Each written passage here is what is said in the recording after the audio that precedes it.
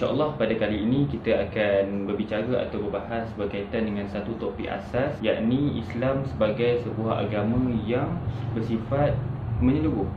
Topik ini merupakan salah satu perbahasan daripada konsep tasawuf Islam, iaitu syumulatul Islam, iaitu kesempurnaan bagi Islam. Maka bila kita berbicara berkaitan dengan kesempurnaan Islam, ia datang dengan satu dalil firman Allah Subhanahu wa taala, Al-yawma akmaltu lakum dinakum wa atmamtu alaikum ni'mati wa raditu lakumul Islam madina. Maksudnya di sini adalah telah aku sempurnakan bagi kamu agama kamu, dan telah aku berikan nikmatku kepada kamu, dan telah aku redha agama Islam ini untuk kamu.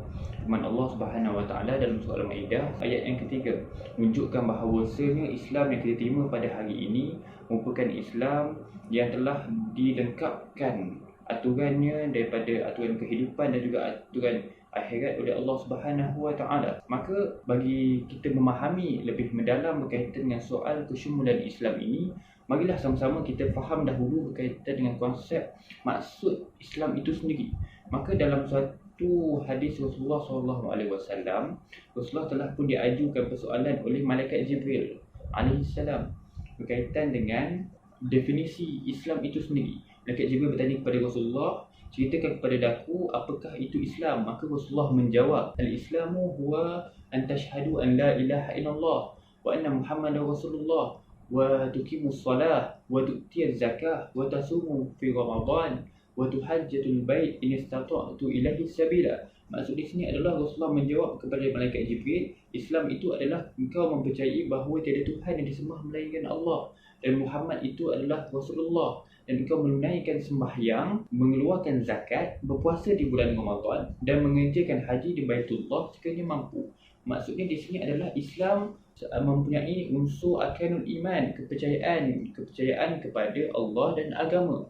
Melalui kepercayaan pada Allah dan agama ini akan menatijahkan suatu keterikatan kepada perintah-perintah agama, dinamakan juga sebagai konsep aqadah atau akidah. Dan memahami konsep keterikatan kita kepada agama, kita perlulah memahami pendefinisian agama itu. Agama Islam ini definisikan oleh para ulama sebagai konsep ad-din, iaitu ad-din ini adalah asy-syariah wal hayah. Berbeza dengan penakrifan golongan-golongan barat atau penakrifan western worldview, pandangan barat yang menakrifkan agama dalam konteks religion. Maknanya religion ini adalah hanya bermain dalam konteks spiritual dan rohani. Berbeza dengan Islam yang mana kita mendefinisikan agama sebagai ad-din, iaitu syariat dan kehidupan, atau lebih mudah dikatakan sebagai kehidupan yang dipandukan dengan syariat.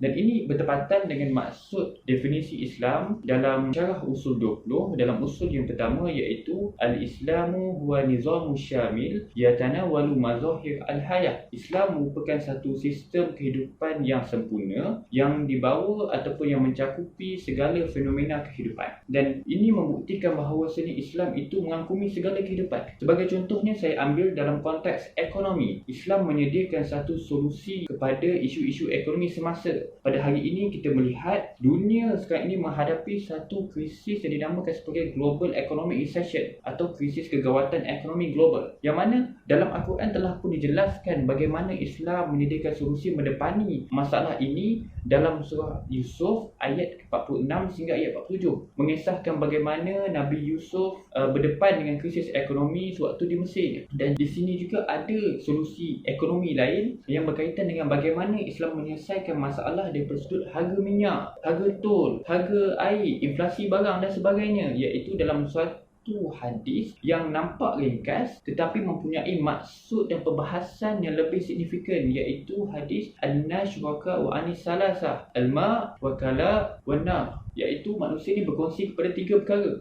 Al-ma' iaitu air, sumber bahan air. Al-kala iaitu padang rakut, ataupun pada hari ini kita definisikan sebagai kemudahan awam. Dan yang ketiga, an-nar iaitu sumber bahan api. Maka kalau kita berbahaskan lagi berkaitan dengan hadis ini, kita akan jumpa pelbagai teori-teori ekonomi politik Islam yang boleh diaplikasikan pada masa kini untuk menyelesaikan masalah-masalah yang saya sebutkan tadi seperti inflasi harga barang, masalah kenaikan harga minyak dan sebagainya. Itu baru daripada sudut ekonomi. Kalau kita melihat daripada sudut perundangan, Islam juga menyediakan solusi undang-undang. Antaranya Islam menyediakan perundangan hudud, qisas dan takzir, di mana yang difirmankan oleh Allah Subhanahu wa taala dalam surah Al-Baqarah ayat yang ke-178 berkaitan dengan pelaksanaan undang-undang qisas. Ya ayyuhallazina amanu kutiba alaikumul qisas fil qatla. Dan ada juga ayat berkaitan dengan hukuman terhadap pelakuan penzina lelaki dan penzina perempuan dalam surah An-Nur surah yang ke-24 ayat yang kedua, iaitu az-zaniyatu waz-zani fajlidu kullu wahidin mi'atan jildah.